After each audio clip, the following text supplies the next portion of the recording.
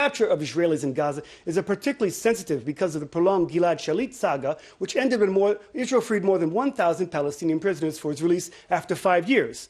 Professor Gerald Steinberg, a military expert from Bar-Ilan University, said that this was a test now of vows not to let Gilad Shalit prisoner release set a precedent. The Israeli government wanted to keep it secret precisely because they didn't want a Gilad Shalit situation. Gilad Shalit, the precedent that was set by having his father sit across the street from the prime ministers and essentially manipulating public opinion, his father, the media, in a strategic way, and forcing Prime Minister Netanyahu really to release hundreds of terrorists. That was a precedent that was deeply troubling.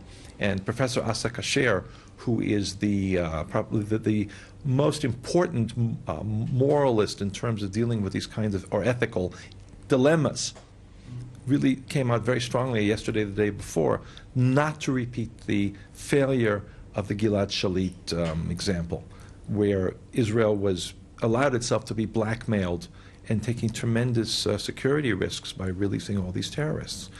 That's the background of all of this. And I would be surprised if any kind of situation would lead to a repetition of the Shalit case. We're in a different situation now, and it's going to be difficult, very difficult.